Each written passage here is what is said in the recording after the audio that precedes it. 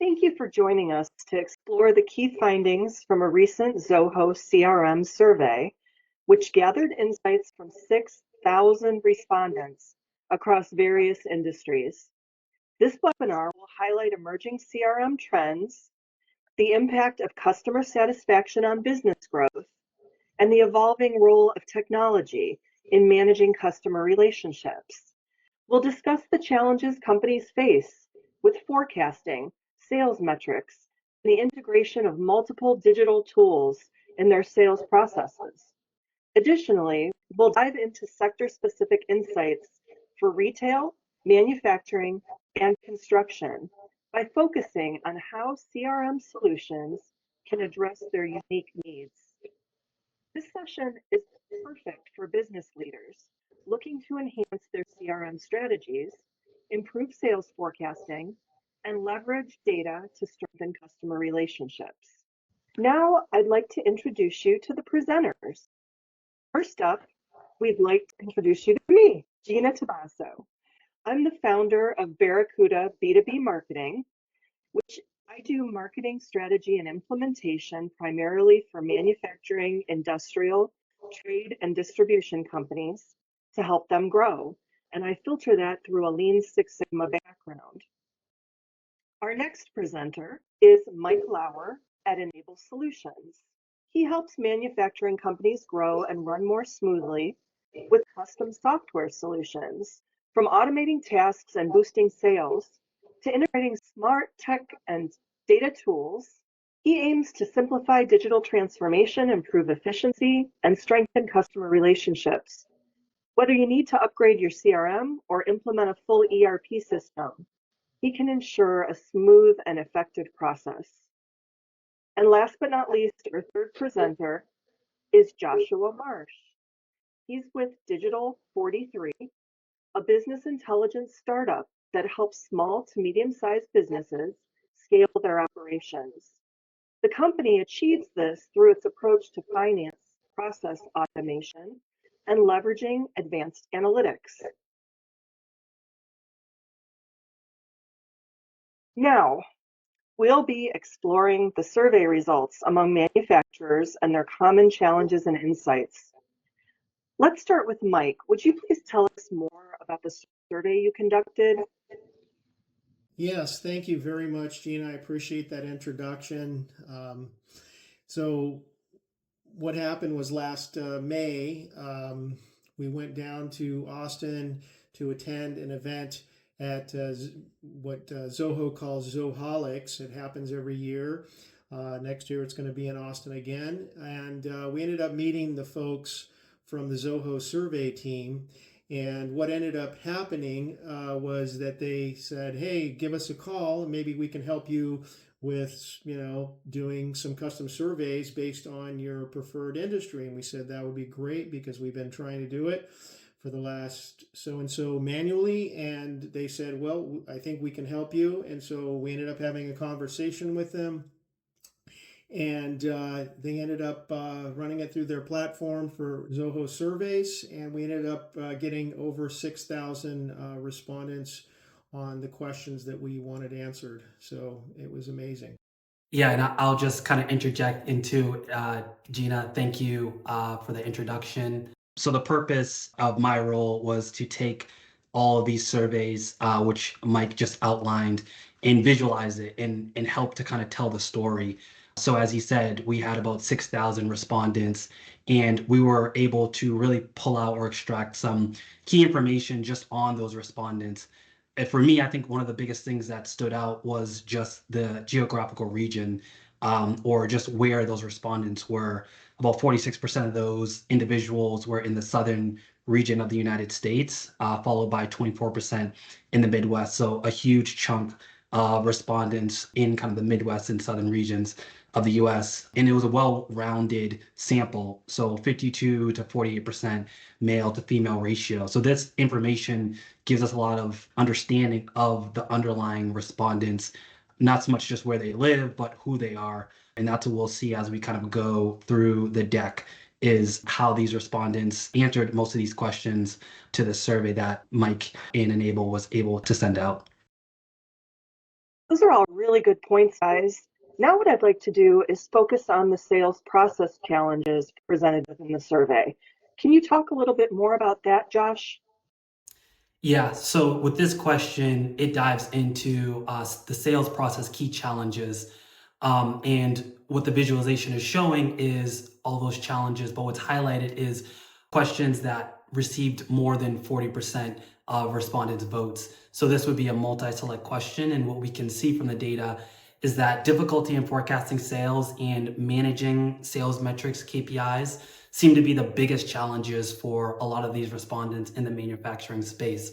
So for instance, with difficulty in forecasting sales, I know that this can be a difficult task because with forecasting sales, you have components such as disparate data sources, broader economic indicators, and the general business cycle. So you have to have a firm grasp of each of these three components to have a more accurate cycle. And for instance, with the broader economic indicators, if you're a B2C business and you track consumers, something like consumer sentiment might be something that is applicable to your business, and understanding how that trend or that general macro trend affects your micro trend. Or if you're a B2B, something like inflation or CPI might be something that is a macro trend that is relates to your micro trend or your business, and then just your general business cycle. So understanding these components or these different components of the sales forecast or forecasting activities can help to kind of mitigate the difficulty seen in this. And just with managing sales metrics, it's always, you can't necessarily change what you don't track or you measure. So being able to establish key performance indicators, knowing which align to your business objectives, help you to ultimately manage these sales metrics, but just understand what's driving your business from a sales perspective. And then just understanding how your business is driving from these KPIs. Mike, I don't know if you have anything to add in regards to these two points.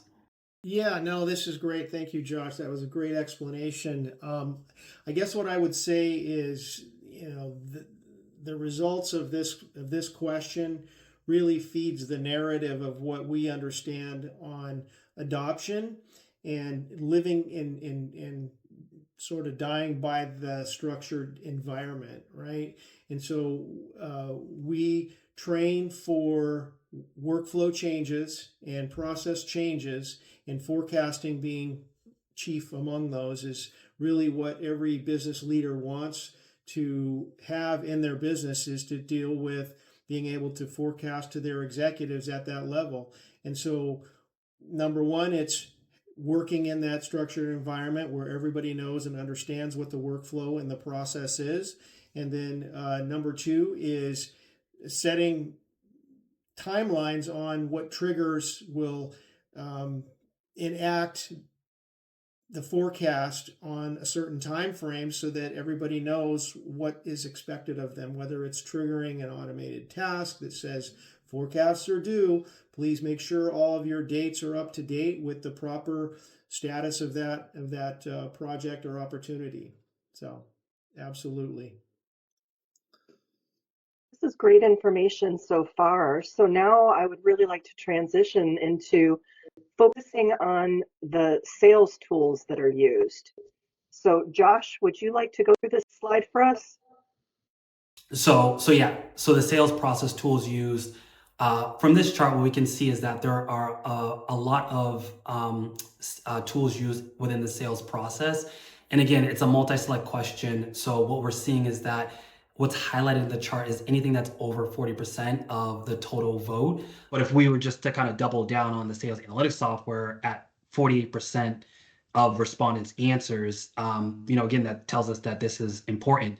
And what sales analytics is the process of collecting, analyzing, and interpreting your sales data.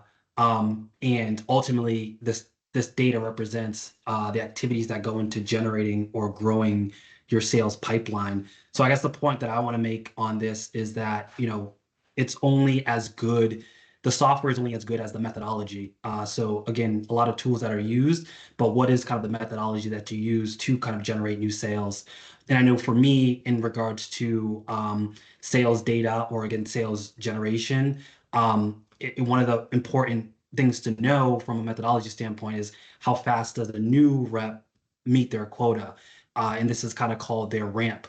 And this is important because if you can understand your existing reps and your new business or your new business development reps, if you know how fast that they can hit their quota, then ultimately you know how you can start to model your future revenue. For instance, if it takes 3 to 6 months for a new rep to hit their quota, then you can essentially know that it might take 6 to 9 months for that to actually bear fruit in the sense of revenue. And if you know that, then you know how your kind of future revenue is going to essentially be modeled. Mike, does this align to what you kind of see in your space as well? Yeah, absolutely. And I think one of the things that's really interesting here that kind of highlights to me is how many businesses see that it's important to use or they are using social media management tools. They see the value of social media marketing. They see the value of email marketing. And I'm super excited about how highly rated the analytics software is, especially for you, Josh, and some of the projects that we're working on together.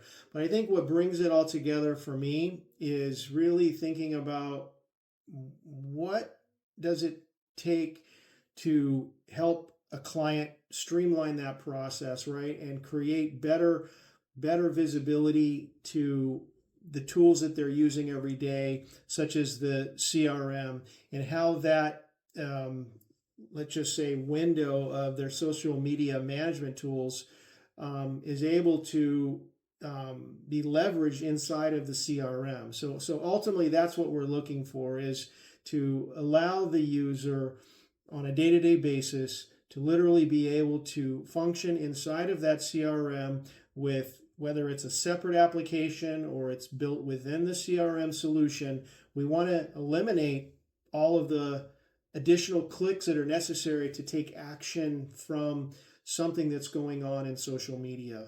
And so those are some of the things that we talk about. Ultimately, trying to drive, reduce the number of clicks in order to take the proper action that's needed to move that opportunity or potential opportunity to the next step. And so that's what we end up spending a lot of time talking about.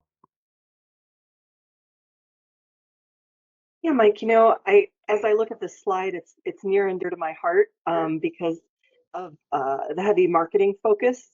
And I was really, I guess I was surprised by some of the findings. I was surprised to see social media ranked so high. I was glad to see email marketing up there and CRM too. Historically, I go into a lot of manufacturing companies on engagements, and their CRM is still an Excel spreadsheet.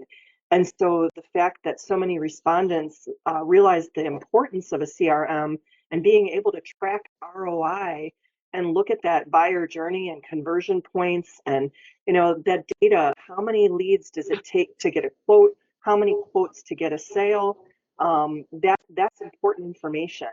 Absolutely. And then I also really loved and was surprised by that the sales automation software and the marketing automation software Yeah. are a bit lower because Yeah. with Industry 4.0 and automation being such a focus, a lot of manufacturers are starting to move into automation throughout their operations, but I think it still is a little intimidating and sometimes a little prohibitive to adoption.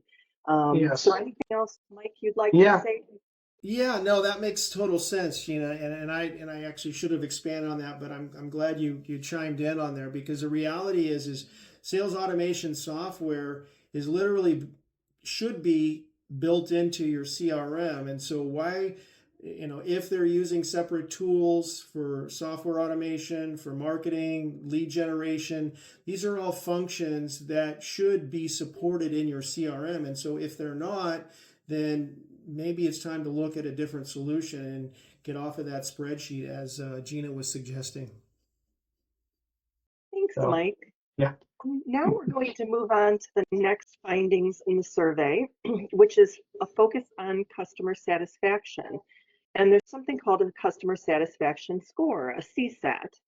And we're going to talk about that now. This slide is near and dear to my heart, second to marketing, because I mentioned before my Lean Six Sigma background.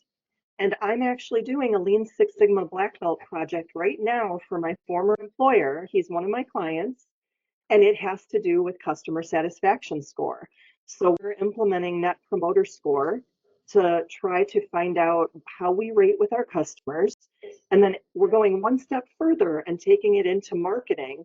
And anyone who rates us an 8 or above, we're requesting online reviews, especially Google reviews, because those factor highly into Google's algorithm for organic search. So we can use this customer satisfaction to grow, to teach us what are our strengths, weaknesses, opportunities, and threats, SWOT analysis, or we can also use them to help with our marketing. So I'm excited to see what Mike and Josh have to say about this slide. Yeah, absolutely. Yeah, from my perspective, and then Josh, feel free to jump in here, but you know, the key is enhancing customer relationship management. And so when I think about that, it's communication, it's account-based management, it's account-based strategy. It means that businesses might not have their data properly segmented. Maybe there's opportunities to build custom client portals in order to give the clients the self-service that they want in terms of whether it's generating a ticket for communication, inquiring about a new product or a solution, or simply paying the bill. Those types of things are facets of enhancing the customer relationship. And then the second one was improving Salesforce automation. Obviously, that's pretty highly rated. So, Josh, what are you thinking when it comes to improving Salesforce automation? Yeah, it's funny. The first point I wanted to make was on the on what Gina was saying in regards to you have those promoters and technically you have promoters and detractors, and you Right. almost use those promoters in order to generate new business through kind of having them submit positive feedback on your site. And for me, when I first looked at this, what I was focused more on was the detractors. I was focused more on kind of gaining better insights through data analytics being one of the bigger negative responses, and then scaling business operations again being one of the bigger negative responses. So for me, I kind of just know, and again too, with my background, that those kind of go hand in hand. You have to understand not so much the data, but the insight, because you could have unlimited data and analytics, but what's the underlying insight that helps you to kind of move forward and take action, exactly, take initiative. And then ultimately, if you start taking those actions one by one and kind of optimizing your business in that sense, then you essentially just scale your business. But I kind of go back to the point where it's like, I like what Gina was saying was focus on the positive and use that as a way to kind of scale your business through, and again, how Google works and reviews to kind of scale your business. But also too, I think kind of make sure that you have in the back of your mind of like, what are the negative pain points and how do we kind of move towards that. So yeah, I know you asked about improving the sales automation. What did you have or in terms of the question, but would you have Mike? Yeah, no, I'm just thinking about, the score, the score of 75 for streamlining business processes, and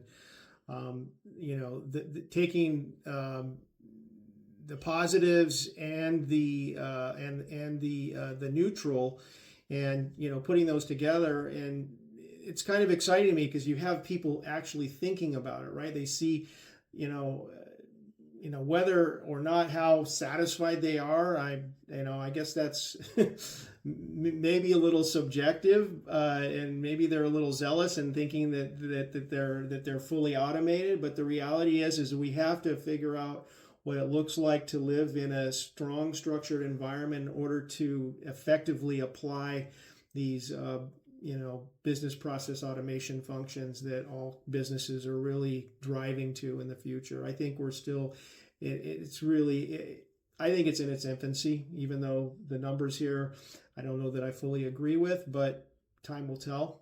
I think that, in many clients that we work with, we're getting them into a structured environment where they're learning processes and workflows that are different, and then getting to that stage and having success at that stage. Not that you can't apply and start using automation right away, you absolutely can, but to do it to the extent that it can be done, that's where business transformation really begins to happen. So yeah, and I think we were talking about this earlier, and you kind of pointed it out. There's a big neutral response in that bucket, right? So I think what you're kind of saying aligns to the fact that streamlining business processes is essentially automation, but it doesn't necessarily tell you whether it's working or it's not working, right? Because if you go in and you automate a process, and I know this well because that's what we do in finance, we automate processes, but I can only tell you that, okay, hey, this process saved 2 FTEs or saved 100 hours, but really kind of like, what's the so what? How do you really measure that, right? And I think that's why you kind of see that big neutral, because you can automate everything, but what's the so what? What's the value add to automating that? What's the alpha basically? Yeah, you're right. You're spot on, Josh. I couldn't say it, even better, because at the end of the day, that's what measuring. I never heard that term before, FTE. So being able to literally translate the savings of the time into a chart and a graph that a business can kind of look at and understand and see the trend lines and how much time we're actually able to improve over not being automated, so to speak, is, yeah, that's key. Absolutely. Love that. Thank you for bringing that up. Yeah, and all FTE is just like full-time employee. So you're basically saying, hey, this process that a full-time employee would run, if you automate that, then that's maybe like a quarter or half or 50% of an FTE. And if you get to a point where it's like it's a full-time employee, but yeah, you're right in that sense of, what is it? What's the so what? Yep. Nice. Thank you. That's great insight. Thank you both. Before we move on to our next point, I wanted to add something about this slide because this slide speaks to why I love working with both of you and partnering with you, because it's all about process improvement. And because of my Lean Six Sigma background, everything we do, everything Mike does, Josh does, I do, it's all about process improvements for our clients. And so Lean Six Sigma looks at improving processes, reducing waste, reducing variation. It also is heavily dependent on data, and it's got a customer focus. And all of that is on this slide. The data, the customer focus, and the customer satisfaction, the relationships. And so this slide is really encapsulates what the three of us, our mentality, and it reinforces what we do for our clients and what the clients actually want. So it's so good to hear back from people that we're doing the right thing and we're meeting their needs. Yeah, focus in the right area for sure. Gina, maybe you want to talk a little bit about the scaling of the business operations, because that was one of the lowest scores. And obviously, I think businesses have in their mind that they want to be able to scale, but they know they don't have the throughput to take it to that level. Yeah. I mean, right now, of course, everybody knows the workforce challenges in manufacturing. And so, and also I kind of want to speak to the elephant in the room, which is the economy right now, the climate. I mean, manufacturers are kind of sitting and waiting in a sit and wait mode right now. High inflation, manufacturing's in a recession, it's an election year. A lot of people are waiting to see what happens in November, because that's going to determine their strategy going into 2025. And I think what I hear from all my manufacturers that I work with is two things.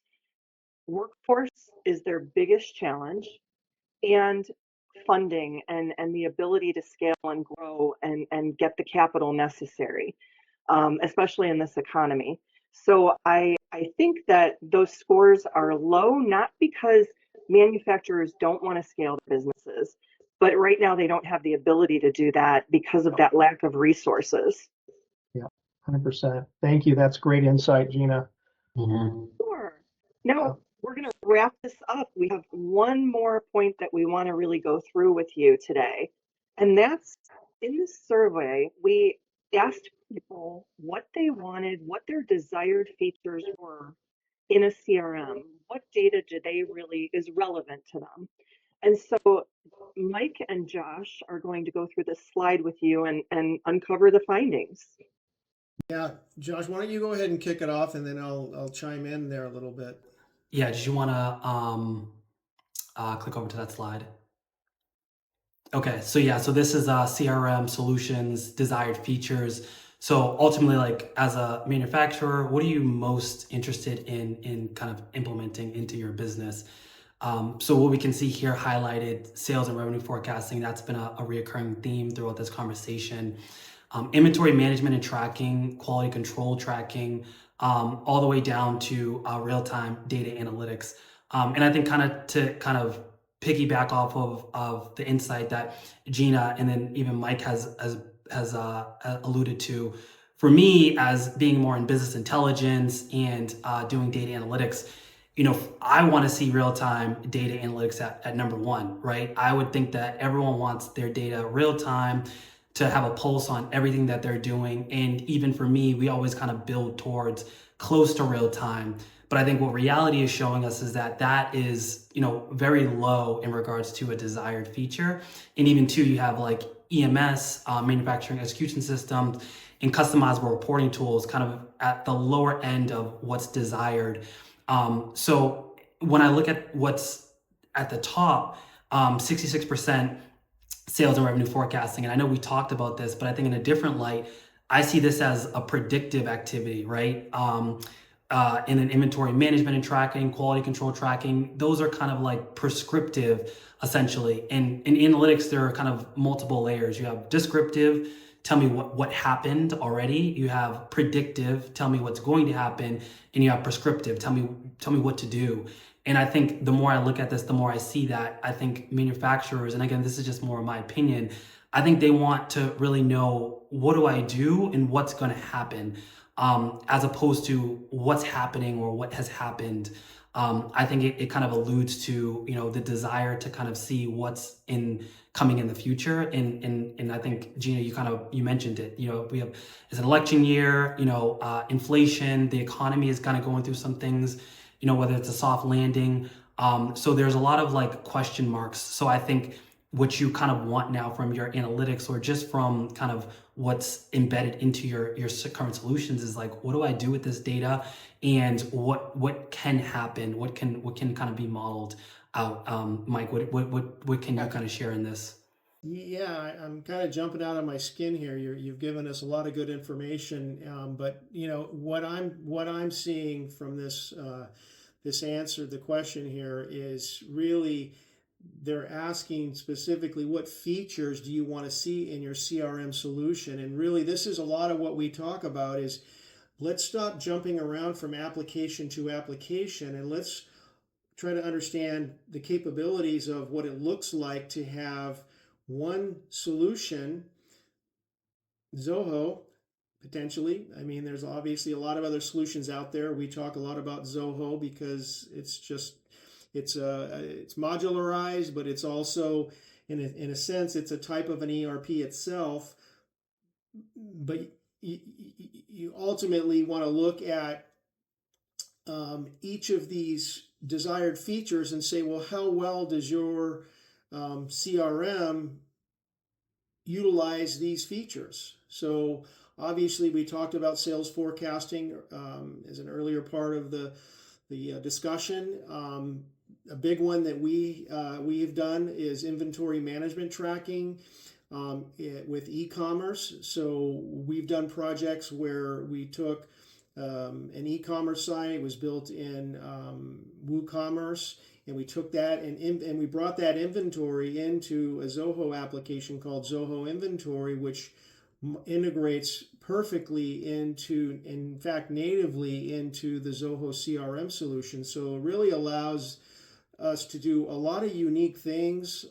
As an example, I have a client that is going to take, we're going to use the inventory module to be able to literally check off a box or click a box or a button and send out that inventory item to a client to give them that as like a promotional informational offer for them. So I think there's just a lot to be said about what businesses are asking for. And if you think about all that's in here and the desired solutions, from sales forecasting, literally all the way down to real-time data analytics, even though that's a little bit low, I think the reason why the real-time analytics is low is because people feel like it's pretty far out of reach in terms of being able to get there, because we're not really living in a world of structured data. They just, there's spreadsheets, there's this application, there's that application, and it doesn't all work together. And I think that's one of the biggest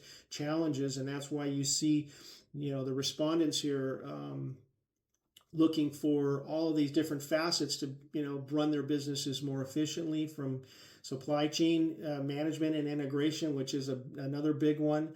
Obviously, looking at the integration, the MES, where ultimately there's production, there's things that are happening on a manufacturing floor, and then ultimately what are the triggers, and whether they're notifications or whether they're information to another for just-in-time tracking system or whatever that might be. The technology now exists even within the Zoho ecosystem to be able to take the data that lives in those platforms and put them in a more digestible, functional way so that action can be taken on that, and then obviously feeding into the real time and the data analytics facets of that as well. So, anything else, Gina? Yeah. What are your thoughts? I just really appreciate and value this presentation and the work that you did surveying all the respondents and collecting and putting this data into something digestible by our audience. So thank you for including me. And I think what I would like to say is all three of us would be working together in any organization. They need data, they need CRM and analytics and to track, and their marketing is only going to be as successful as their CRM and their analytics. That's So right. the three of us, that's why we did this webinar together and wanted to present together, because oftentimes people take a scattershot approach to their sales and marketing and throw money at the wall, hope it sticks, but they don't do it strategically and they Right. don't do it based on data. And so I think this approach is really relevant to successful sales and marketing. You need that strong foundation of a CRM, you need the foundation of analytics, and that's going to catapult your marketing. And I think a lot of manufacturers I've met don't see the value of marketing. They see it as a cost center rather than a revenue generator, Yeah. because they're taking that scattershot approach. They're not doing it strategically. And with people like Josh and Mike, who have that data and that CRM, so that you can show a return on investment and you can track the entire buyer journey. So those, if I can encourage anybody to do anything, I would say make your marketing successful by going to the beginning of the process, which is CRM and data, and make that process successful rather than going to the end of the process. A lot of times manufacturers are sell organizations, they're focused on bottom of funnel. That bottom of funnel taps out, you have no more leads, you've got a cash flow problem. Then you want to go to the marketing person to like solve your problems and work miracles and do lead generation, but that's going to the end of the process. So Mike and Josh really have given you the data to lay that strong foundation to build from, and that will make your marketing and sales much more effective and successful. Absolutely. No, thank you, Gina. I think that's awesome. I mean, I think I've heard different stats about how long a typical marketing program goes into play, and they say it's like 90 days. And so, the approach that I'm trying to take with clients is, look, we're going to help build something for you that you can do it in perpetuity forever as long as you're running your business. And so making your structured data, your CRM environment, your business application environment simple and easy to use will allow businesses to better take advantage of being consistent. They don't have to do it, in huge volumes, but do it consistently. They say when you start doing something, just continue to do that, and that way you're going to get them and maximize your results. I think consistency is key. And yeah, just to kind of echo to the sentiment on the survey in general, I think, yeah, being in like the business intelligence space, like survey data is probably the best resource you can have to understand what to do going forward, because it's a pulse on, and like we said, 6,000 respondents. We know exactly the pain points, and we can use this information to kind of pave a way forward. So I think Gina's right. You have the CRM being the data aggregator, business intelligence or data analytics comes in there to kind of make sense of the information and of course visualize it. And then now you have marketing to align to the strategy and what do we do going forward. So I think you're spot on in the sense that you have the trifecta of being able to go from just data to actionable insights and just knowing what your respondents are essentially telling you. Absolutely. Gina? Yeah, I just wanted to also mention that this is what you've seen today is just a portion of the survey results. So these are kind of the key items we wanted to cover, but Josh wants to tell us a little bit more about how you can get the full survey results if you wanted to see additional data. Yeah, and we'll have we have some assets coming out, but we'll have a form that essentially you'll be able to fill out the form and get access to the underlying information under this. So with that, and I know Mike, you'll be setting that up in the sense of where individuals can navigate to and come to that form. But you're spot on. We're just kind of scratching the surface, and what we've kind of talked about today are the most important points that we want the audience to take away. But that's not to say that there's more information underlying that I think can be beneficial. And Mike, you'll kind of supply the link in order to navigate to that to have the audience be able to kind of download that information. Yep, absolutely. And I mean, we take the easy approach. You can message us. You can put a post here, and we will respond to you. You can send an email to office@enable.llc, or you can go to the website enable.llc and engage with us on our chatbot, which we didn't really get to talk much about that, but there's a whole nother world emerging when it comes to robotic process automation and chatbots. So we're entering a whole new world with AI, which we didn't get into. Everybody's talking about AI, but AI integration with your CRM is going to be a game changer with respect to having real-time information right where you need it, when you need it. So pretty excited about that as well. So Gina, back to you. Oh, you're on mute. Sorry about that. Thank you all for joining us today. We're really grateful to have you attend. And please reach out to any of the three of us for further information. We're happy to help you. And stay tuned for more great insights down the line. Thank you all so much. Appreciate you guys being here. Take care.